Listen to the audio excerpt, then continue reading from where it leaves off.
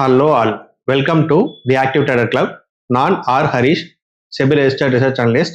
Stock market ரிலேட்டடான valuable இன்ஃபர்மேஷனை ரெகுலராக நீங்கள் இந்த யூடியூப் சேனலில் பார்க்கலாம்.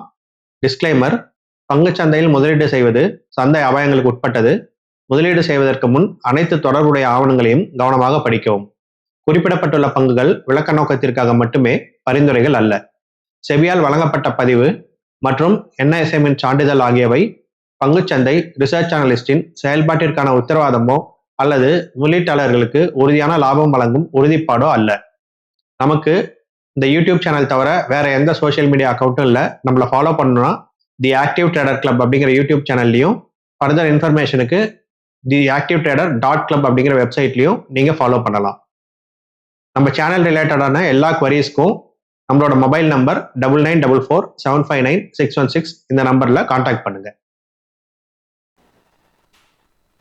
ஹலோ ஆல், இந்த வீடியோவில் நம்ம பார்க்க போகிறது நம்மளோட மார்க்கெட்டில் ஃபண்டமெண்டல் டேட்டாவில் நம்ம மேஜராக பார்க்குறது வந்து ஏர்னிங்ஸ் டேட்டா. எவ்ரி குவார்ட்டர் வரக்கூடிய அந்தந்த கம்பெனியோட ஏர்னிங்ஸ் டேட்டாவை வந்து நம்ம மேஜராக செக் பண்ணுவோம். ஸோ அந்த டேட்டாவை எப்படி ட்ரேடிங் வியூவில் நம்ம ஈஸியாக பார்த்துக்கலாம் அப்படிங்கிறது தான் பார்க்க போகிறோம். இப்போ நம்ம ட்ரேடிங் வியூ சார்ட்டில் இருக்கோம்.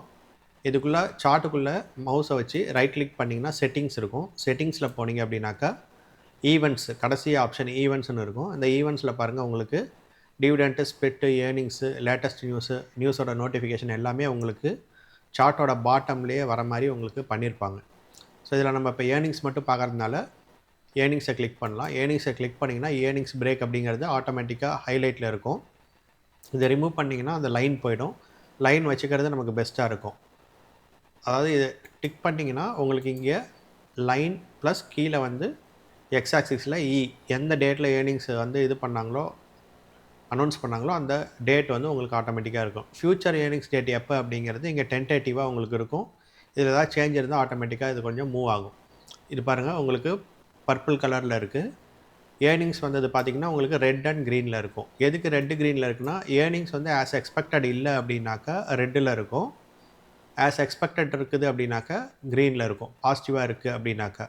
ஸோ ஆட்டோமேட்டிக்காக ஏர்னிங்ஸ் என்ன டேட்டில் வந்திருக்கு, அந்த ஏர்னிங்ஸ் பாசிட்டிவாக நெகட்டிவாக அப்படிங்கிறத சிம்பிளாக ட்ரேடிங் வியூலேயே உங்களுக்கு வந்து இங்கே போஸ்ட் பண்ணிடுறாங்க.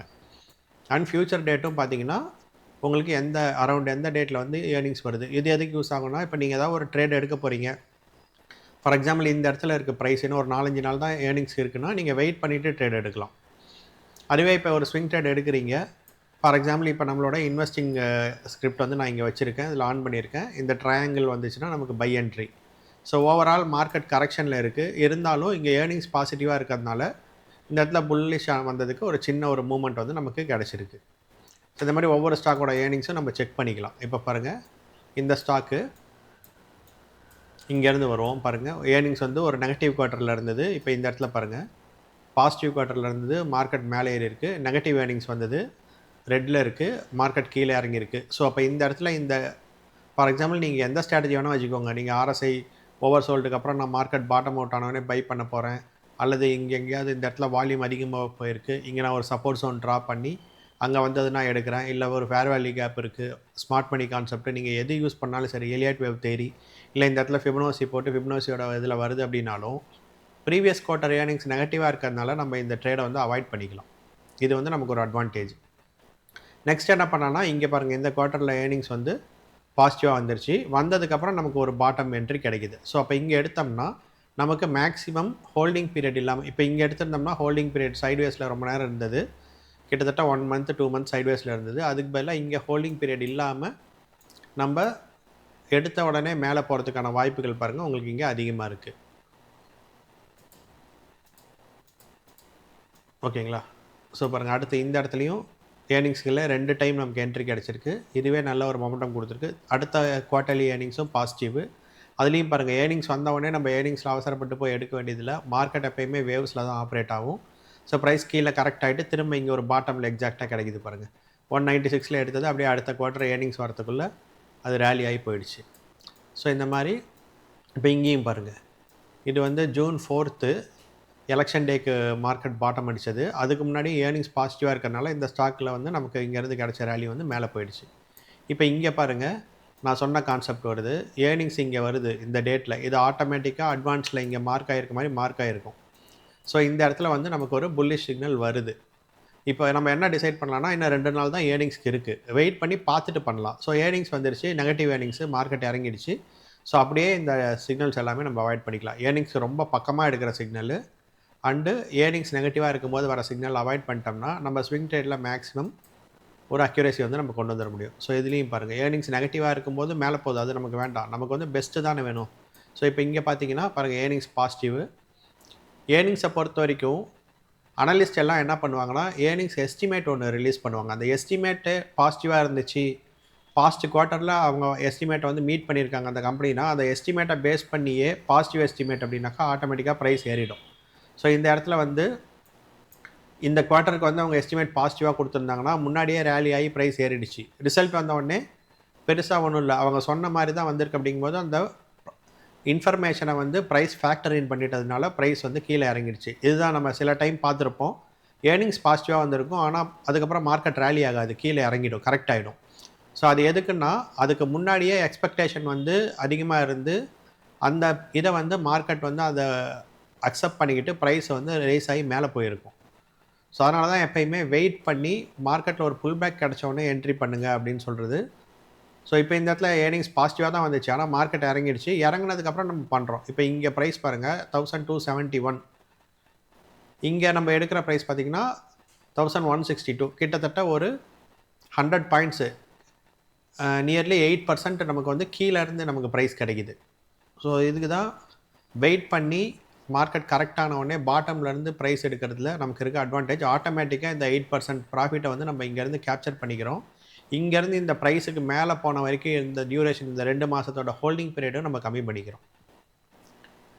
ஸோ இவ்வளோ தான் சிம்பிளாக. நீங்கள் ஒரு கம்பெனியோட பேலன்ஸ் ஷீட்டை வந்து மேலேருந்து நீங்கள் படிச்சுட்டே வந்தீங்க.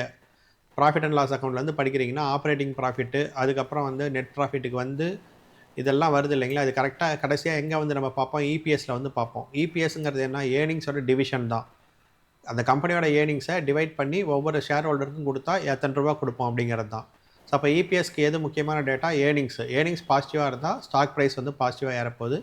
ஏர்னிங்ஸ் நெகட்டிவாக இருந்தால் நெகட்டிவாக இறங்க போகுது. முன்னாடியே அசியூம் பண்ணி நம்ம எதுவும் பண்ண வேண்டியதில்லை ஆஸ் அ ரீட்டைலர்.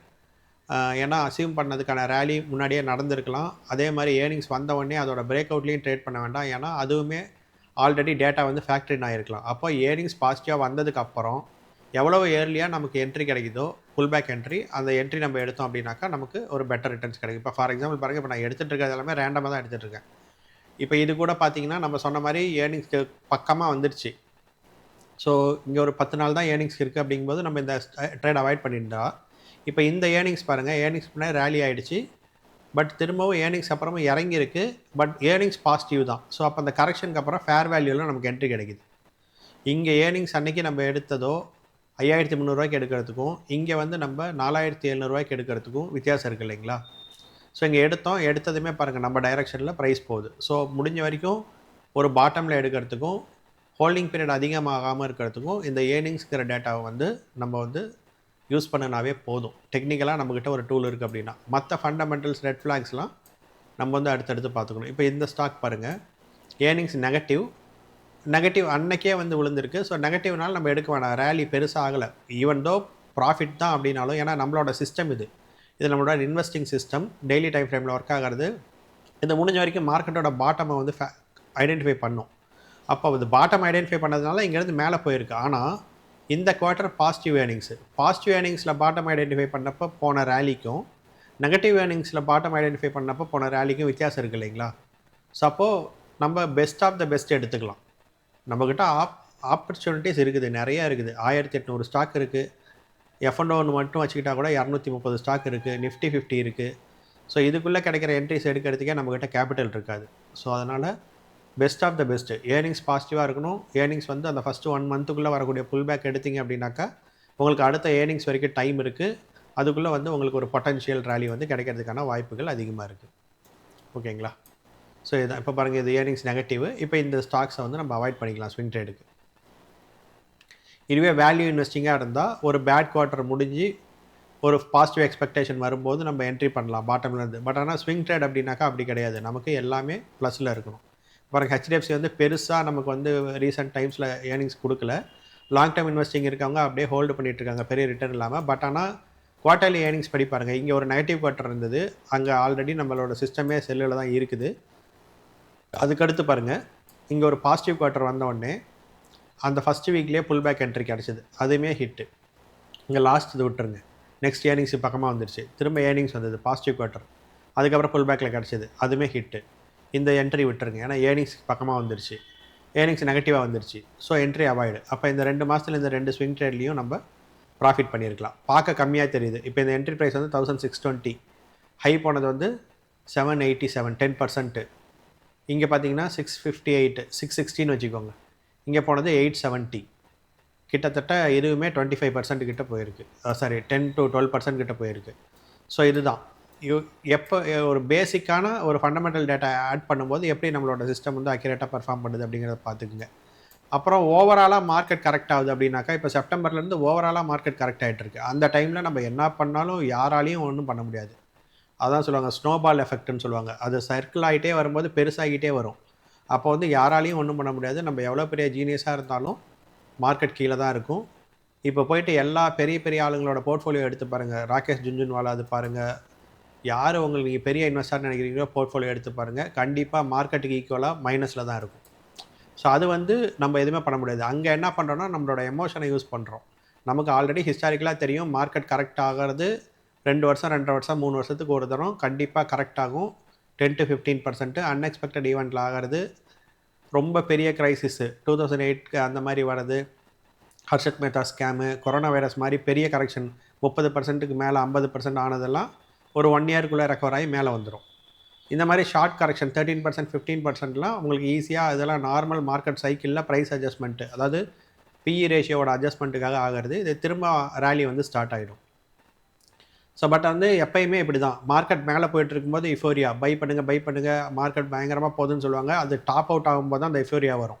இப்போ பாருங்கள் நெகட்டிவ் நியூஸ் அதிகமாக இருக்குது. ஏன்னா நெகட்டிவ் நியூஸ் அதிகமாக இருக்குன்னா மார்க்கெட் வந்து கன்சல்டேட் ஆகி திரும்ப போகுதுன்னு அர்த்தம். எப்போ பாசிட்டிவ் நியூஸ் அதிகமாக இருக்கோ அப்போ மார்க்கெட் இறங்கிடும். ஏன்னா அங்கே க்ரீடில் இருக்காங்க எல்லோரும். எப்போ நெகட்டிவ் நியூஸ் அதிகமாக இருக்கோ அப்போ மார்க்கெட் வந்து ரேலி ஆக ஆரம்பிச்சிடும். ஏன்னா ஃபியரில் இருக்காங்க எல்லோரும். ஃபியரில் இருக்கும் போது தான் இன்ஸ்டியூஷன்ஸ் பை பண்ணும். பை பண்ணிவிட்டு ரேலி வந்து திரும்ப அடுத்த ரேலி வந்து ஸ்டார்ட் ஆகிடும், மார்க்கெட் கன்சல்டேட் ஆகி. இந்த குவார்ட்டர் வந்து ஏர்னிங்ஸ் சரியில்லை அப்படின்னு சொல்கிறாங்க. அடுத்த குவார்ட்டர் ஏர்னிங்ஸ் பாசிட்டிவ் ஆச்சுன்னா அப்படியே பாருங்கள், அடுத்த குவார்ட்டர் ஏர்னிங்ஸ் வர வர வர வர அப்படியே மார்க்கெட் ரேலி ஆகி இந்த 10%லாம் மார்க்கெட்டுக்கு ஒரு பெரிய விஷயம் கிடையாது. 10%ங்கிறது ஒரு 2500 பாயிண்ட்ஸு. ஒரு நாளைக்கு 250 பாயிண்ட் 300 பாயிண்ட் நிஃப்டி ரேலி ஆகுது. ஒரு வாரம் 10 நாளில் கூட அதை பீட் பண்ணி மேலே போகும். ஸோ எது வேணால் நடக்கலாம் மார்க்கெட்டில். இந்த மாதிரி கரெக்ட் ஆகும்போது நம்ம எமோஷன் ஆகாமல் ஸ்டாக்லேருந்து வெளியே வராமல் அப்படியே ஹோல்டு பண்ணி காஸ்ட்டுக்கு மேலே நமக்கு ப்ராஃபிட்டுக்கு வந்தோடனே புக் பண்ணிவிட்டு வெளியே வரது தான். ஹோல்டிங் பீரியட் அதிகமாக இருக்கும். அதை பற்றி யோசிக்காமல் மேனேஜ் பண்ணிட்டோம்னா திரும்ப ஒரு புல்லிஷ் ரன் ஆரம்பிச்சிருச்சுன்னா நமக்கு இந்த மாதிரி ரேலிஸ் வந்து திரும்ப கிடைக்க ஆரம்பிச்சிடும்.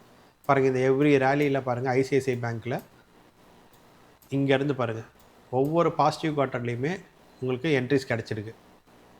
எல்லாமே பாருங்கள் உங்களுக்கு பாட்டம்லேருந்து இந்த மாதிரி பாருங்கள் ரிசல்ட் வந்தோடனே இமீடியட்டாக கிடைக்கிறது தான் நல்ல ரேலி ஆகும்.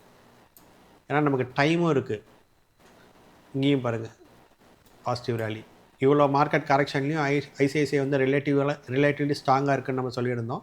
நம்ம ரெக்கமெண்டேஷன்லேயும் கொடுத்துருந்தோம். அந்த கொடுத்த ஃபஸ்ட் லெவலே அது வந்து டச் பண்ணலை. அப்போ இவ்வளோ மார்க்கெட் கரெக்ஷனில் இருக்கும்போது ரிலேட்டிவ்லி ஸ்ட்ராங்காக இருக்க ஸ்டாக் பாருங்கள் ரிசல்ட்டுக்கு அப்புறம் நமக்கு ஒரு ரிட்டர்ன்ஸ் கொடுத்து தான் இருக்குது. ஸோ இதுதான் மார்க்கெட்டை அண்டர்ஸ்டாண்ட் பண்ணிக்கோங்க. மார்க்கெட் வந்து பணம் கொடுக்கறதுக்கு தயாராக இருக்குது.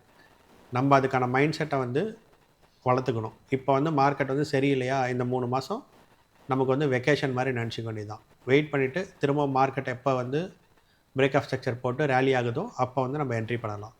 ஸோ இந்த ஏர்னிங்ஸோட இது வந்து உங்களுக்கு யூஸ்ஃபுல்லாக இருக்கும்னு நினைக்கிறேன். இந்த மாதிரி நிறையா ஸ்ட்ராட்டஜிஸ் வந்து நம்மளோட சேனலில் இன்வெஸ்டிங் ரிலேட்டடாகவும் டெக்னிக்கல் இன்ட்ராடே ரிலேட்டடாகவும் நான் கொடுத்துட்ருக்கேன். கன்சிக்யூட்டிவாக இனிமேட்டும் வரும். ஸோ சேனலை சப்ஸ்கிரைப் பண்ணிவிட்டு நோட்டிஃபிகேஷன் ஆன் பண்ணி வச்சுக்கோங்க. உங்களோட ஃப்ரெண்ட்ஸ் அண்ட் ரிலேட்டிவ்ஸ்க்கும் நம்மளோட சேனலை கொஞ்சம் ஷேர் பண்ணி விடுங்க. நினைப்பது முடியும். அடுத்த வீடியோவில் சந்திக்கலாம்.